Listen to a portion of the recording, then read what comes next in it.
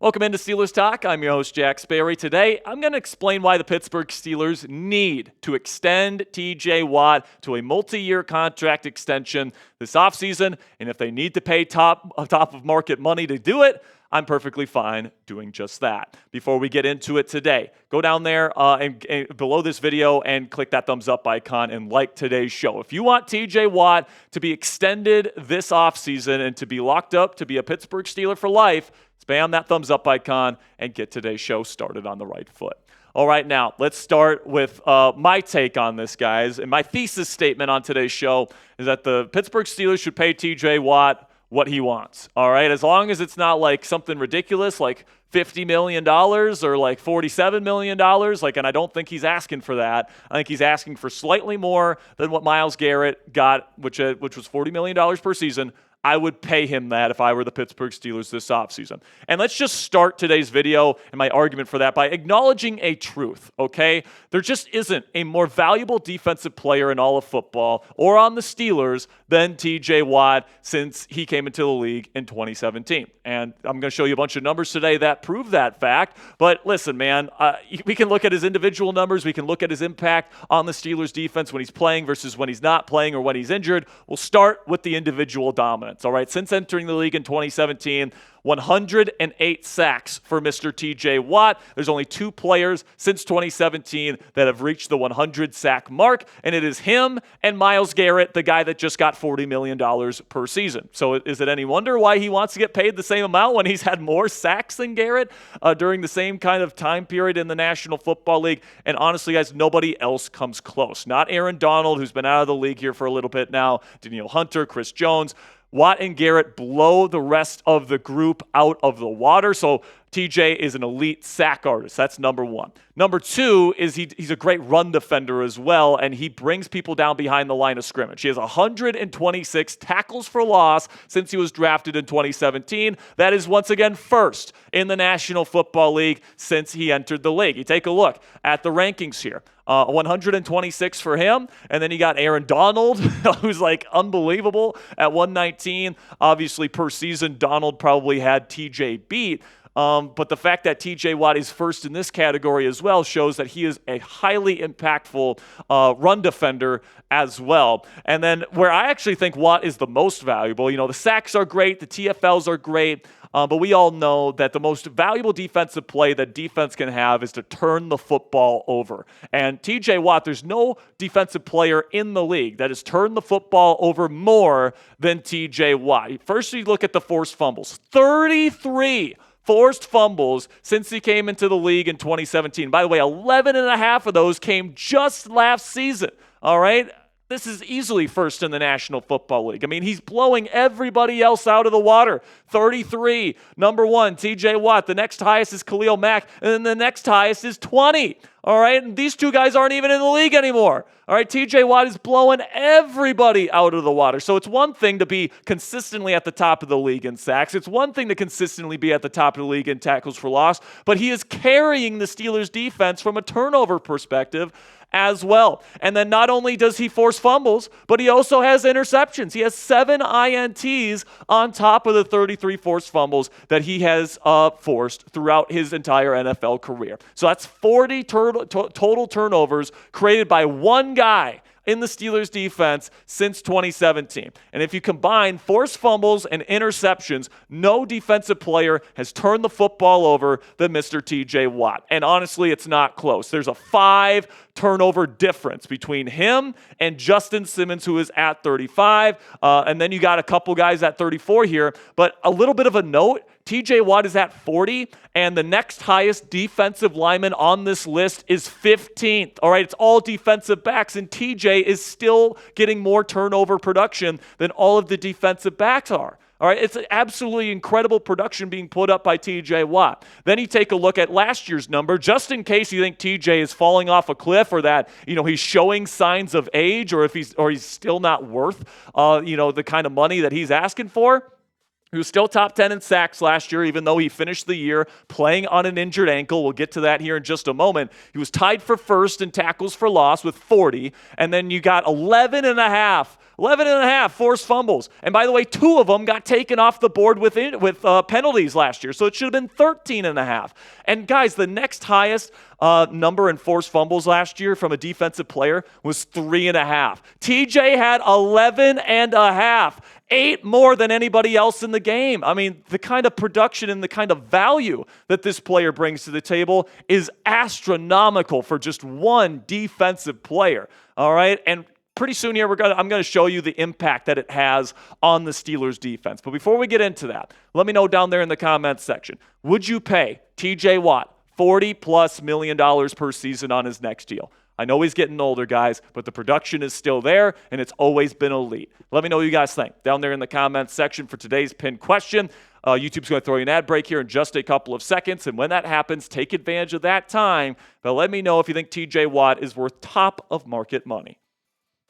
Now let's move into what TJ Watt's impact is on the Steelers defense when he's healthy and playing versus not playing or he's playing injured, all right? Because the numbers are absolutely stark, and it just shows how irreplaceable TJ Watt is as a presence in the Steelers defense. So let's just take a look at when Watt plays versus when they don't when he doesn't play. The Steelers win 66% of their games. So 2/3 of their games when TJ Watt plays in his career since 2017.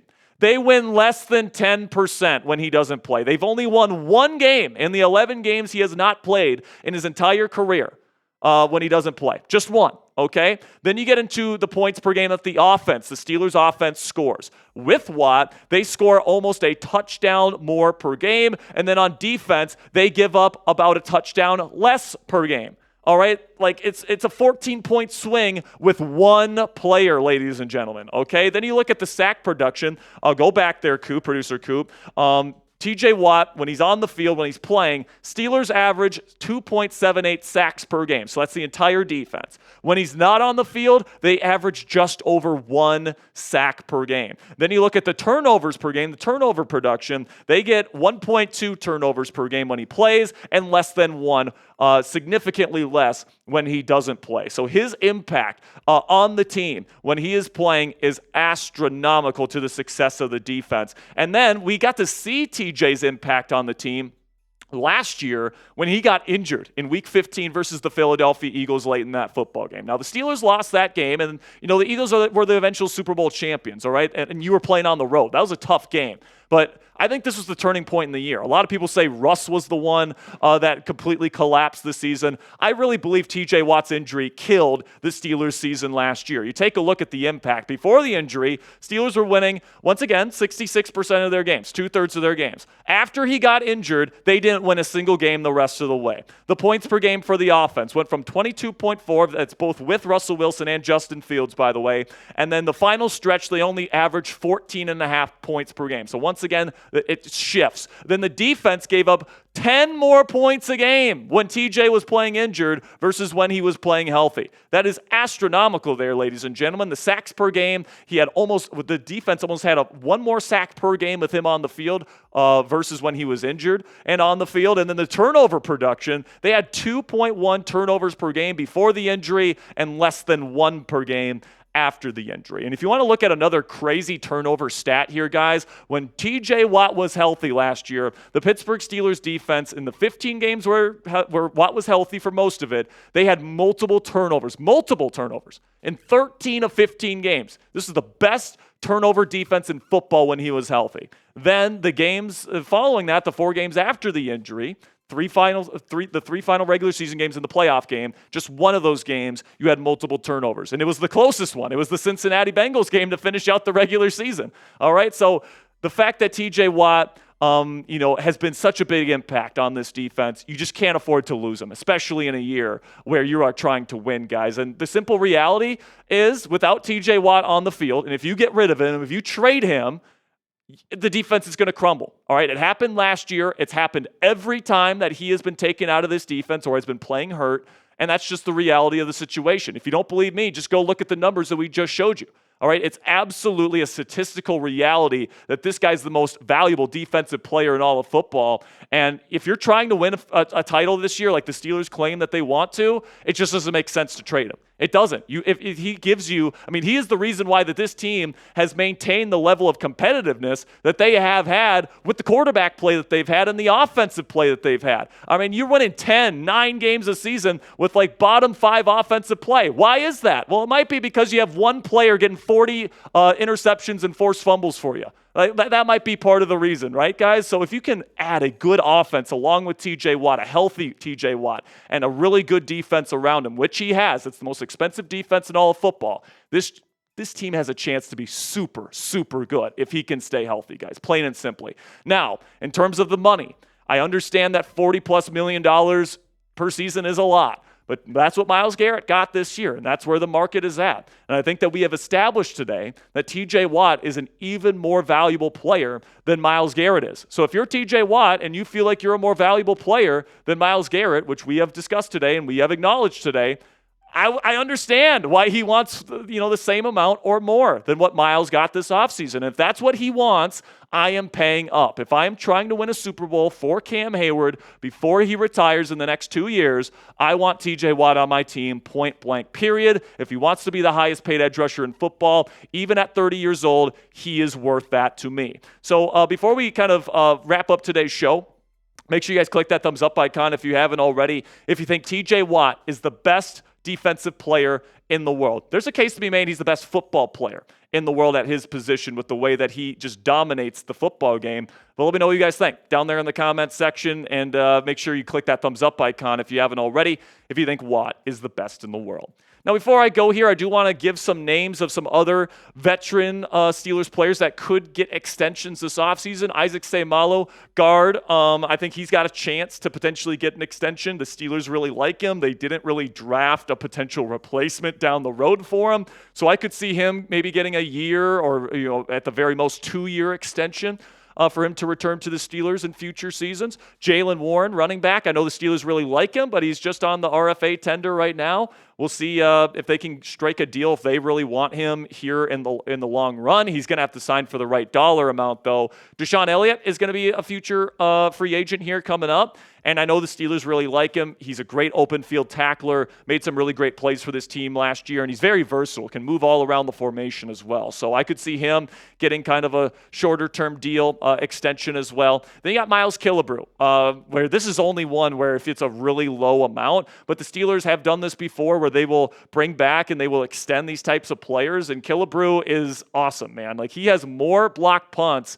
than I believe every other current active NFL player combined, all right? Like, he is crazy in his ability to block punts year in and year out. He's also a great guy. We had him on the channel during Super Bowl week. He's a fantastic dude, and he's a team captain. I wouldn't be surprised if the Steelers give him an extension of some kind this offseason either. So let me know down there in the comments section, should Pittsburgh extend anyone besides Watt this offseason? I just discussed 4 guys that could potentially get an extension this offseason, so let me know what you guys think down there in the comments section. And if you do think another player should get extended, let me know which one down there in the comments. That'll be it for today's edition of Steelers Talk. I hope this was informative for you guys. And of course, if you want more nerdy videos like this one and you want to stay up to date on all the latest happenings surrounding the Pittsburgh Steelers, click that subscribe button if you haven't already. Until next time, guys, here we go, Steelers.